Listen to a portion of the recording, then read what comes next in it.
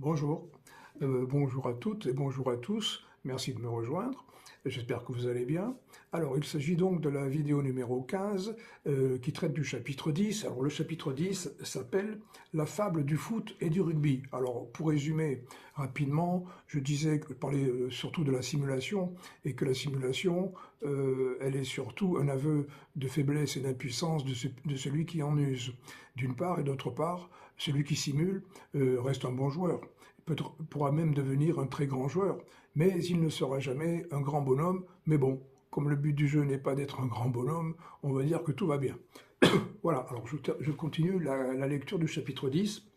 Donc, euh, toujours sur notre route, mais sur un ton beaucoup plus léger, et pour respirer un petit peu d'air frais, allons donc faire un tour du côté des terrains de foot de nos petites communes du fin fond de notre beau pays de France où se jouent tous les dimanches matins les matchs des vétérans. Une chose nous fait quand même bien marrer, jaune peut-être, nous les anciens joueurs des divisions régionales ou départementales.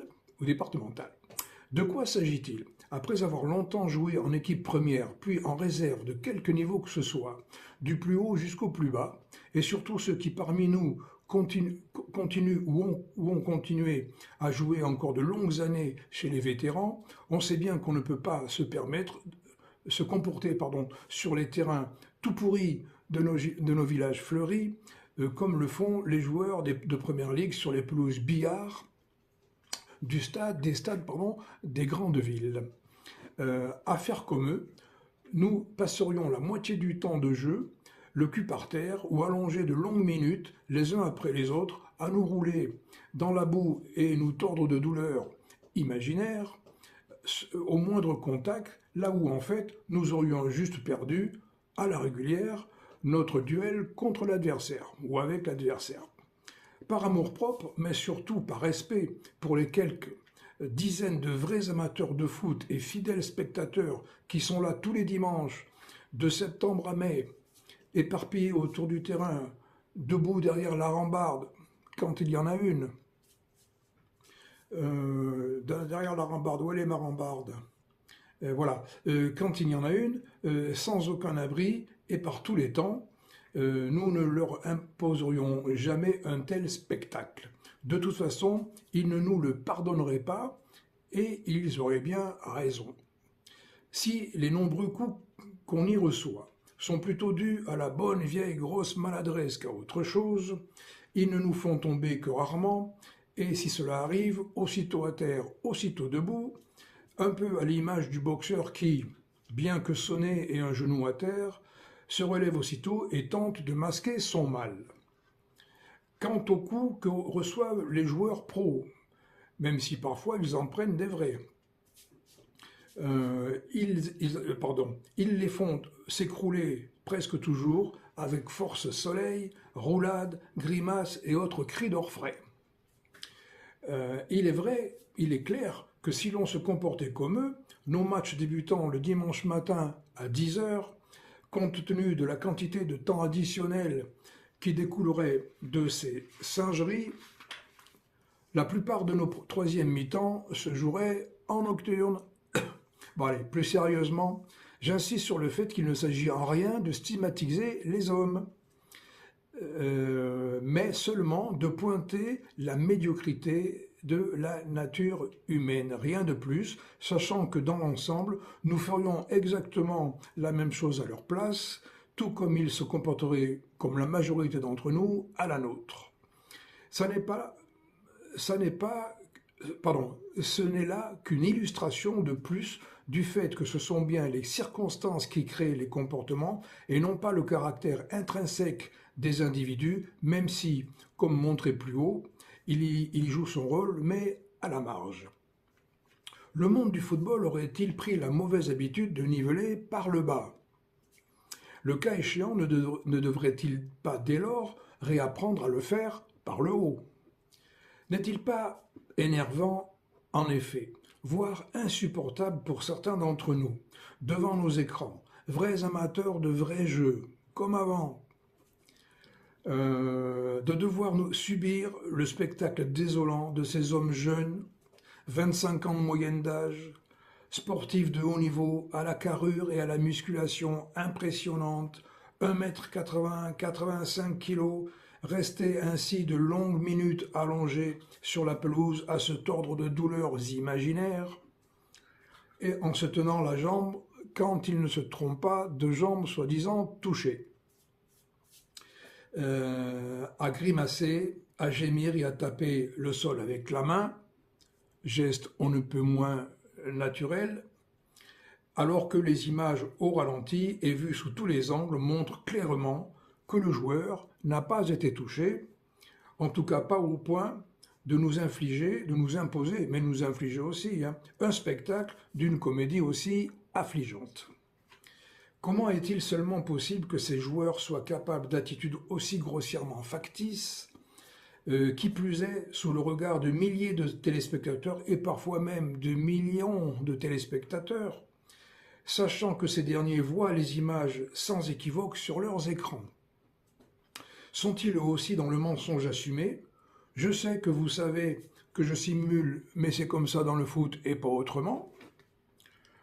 Ou dans le déni de réalité, quand le joueur adopte inconsciemment la bonne attitude, entre guillemets, celle qu'il a apprise par mimétisme, habitude, effet de groupe, ou par manque de distanciation, de discernement, voire d'instruction. Un savant mélange de tout cela, j'imagine. Certes, au quotidien, il doit bien arriver au commun des mortels que nous sommes tous d'exagérer les effets d'un choc accidentel ou d'un faux mouvement. Mais c'est sans commune mesure avec les exagérations de ces grands comédiens du football que certains vrais amateurs de ce jeu qualifient d'ailleurs de danseuses. Ce n'est pas très gentil pour les danseuses, les vraies, je veux dire. Ça n'est pas une... Sans doute serait-il intéressant de voir quel serait leur comportement en boîte de nuit, par exemple, en cas de coup, entre guillemets, similaire reçu par inadvertance sur la piste de danse.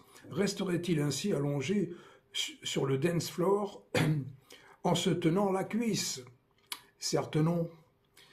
Il est même à craindre qu'il pourrait bien, pour certains, être tenté de se rebiffer de façon agressive, verbalement, voire physiquement. On peut alors poser l'hypothèse que, frustrés de ne pouvoir agir ainsi sur les terrains de foot, ils choisissent, entre guillemets, de le faire à travers la simulation, dans le seul but de voir l'arbitre sanctionner un joueur, entre guillemets, fautif, pourtant innocent. À ce dernier maintenant de lui rendre l'appareil, et au final, que se passe-t-il? Tout le monde triche. Encore une fois, gardons bien présent à l'esprit que le fait de ne pas être dupe de ces simulacres affligeants et de ne pas les cautionner fasse de celui qui s'indigne, un petit peu comme moi d'ailleurs, une meilleure personne que les autres, intrinsèquement parlant. C'est seulement qu'il n'est pas à la place du joueur qui simule et qu'à la sienne, il ferait sans doute comme lui, tout comme le truqueur le fait d'ailleurs dans la vraie vie, mais en dehors des terrains. Pour autant, ça n'est pas une raison pour ne pas soumettre à la réflexion de tous la question soulevée par ces mauvais comportements, pourtant si humains, pour tenter peut-être, qui sait, de trouver des solutions pour les faire disparaître, et c'est bien là aussi le dessein de mon bouquin. Quant aux signes religieux que font en bons disciples certains joueurs en début de rencontre, à la reprise ou de la deuxième mi-temps ou après avoir marqué un but, par exemple, quelle que soit leur religion d'ailleurs, pour implorer l'aide de Dieu ou le remercier de son aide, ces dévotions ne les empêchent nullement par la suite de se comporter de la façon la plus impie qui soit. Cela fait penser à ces fervents pratiquants qui, dès la sortie des lieux de culte, font autour d'eux exactement tout le contraire de tout ce contre quoi leur prière était censée les protéger. Mais sans doute le font-ils pour implorer par avance le Très-Haut afin qu'il les protège. Mais de qui? D'eux-mêmes. Voilà, ce sera tout pour moi pour aujourd'hui. La fois prochaine, on attaque le chapitre 11 qui s'appelle « Oui, mais en vrai, le foot ». Et là, on évoquera une véritable situation qui s'est produite il y a pas si longtemps. Et donc, on verra les conséquences que peut avoir la simulation sur les résultats finaux des matchs, voire sur le résultat final du championnat, par exemple. Merci de m'avoir écouté. À la prochaine fois. D'ici là, portez-vous bien. Encore merci. Salut. Ciao.